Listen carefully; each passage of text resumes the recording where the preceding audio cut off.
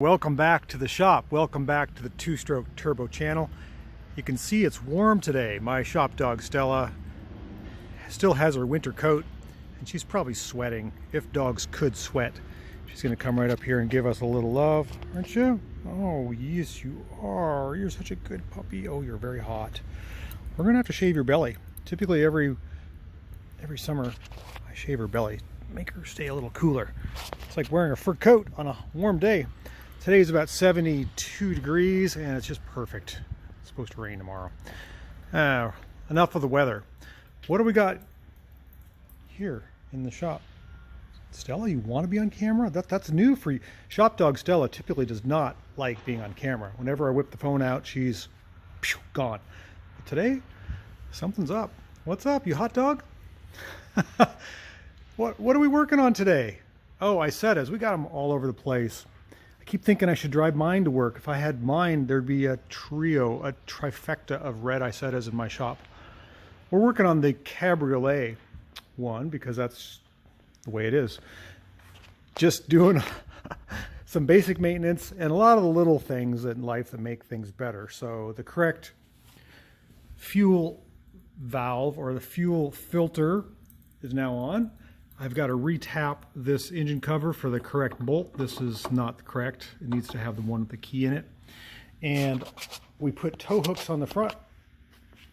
Should you go off-roading in your Isetta, now you can get pulled out because you've got tow hooks here between the bumper and the frame on both sides. That's actually for tie downs. So Stella has decided that it's too hot outside. 72 degrees is hot on your furry belly. Okay, so the point of this video, let's get down to nuts and bolts here. Oh, if you're not familiar with the channel, this is the two-stroke turbo channel. We work on a lot of two-stroke cars here in this space. Been doing it for, oh boy, 30 years. It'll be 30 years next February that I've been in this space working in this exact spot. That doesn't include the shops that I had prior to that, so I've got a little bit of experience. We're working on an Isetta, which is not a two-stroke car. It is a four-stroke car. And horns. We're going to talk about horns today. Horns on Isettas are kind of a funny deal. If you notice, when you open the door, the steering wheel comes up with the door. And it's natural when you get in and out of an Isetta that you grab on to the steering wheel, either to help yourself in or when you're seated to pull the door closed. And that's fine, except for one thing, the horn.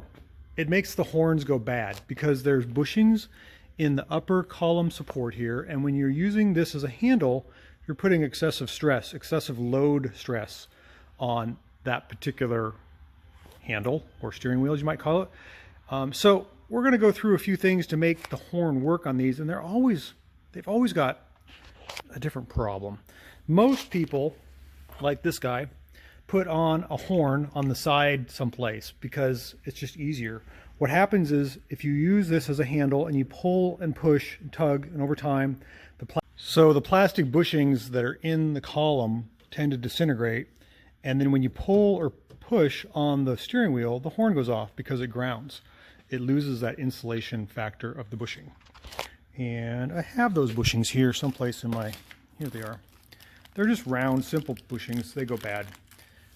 So the way the horn works is if you've got power to the horn at all times, which is located underneath the car here, and the ground is basically through the button, which this is your horn button, you would press this, sends a signal through this wire, which goes through this little ring, and it grounds the system through the horn ground strap or ground cable.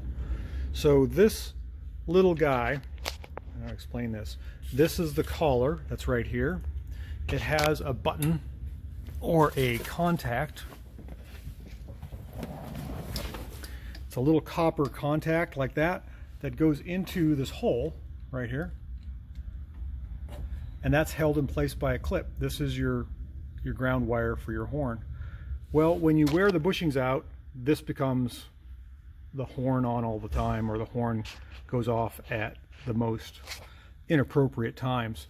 there's a little brass ring in here this is supposed to go on, and this steering column is totally messed up. So most people just end up putting a horn button right here. So I'm fixing this guy's horn today. It's not easy because you got to pull the wheel, you got to pull the column, you have to basically rebuild the inside of the column. It's just kind of a hassle, but that's what's going on. So when the horn works, you would turn the key on because that's when the horn has power. And if you see the end tip of this contact, this copper contact, when you touch the ground,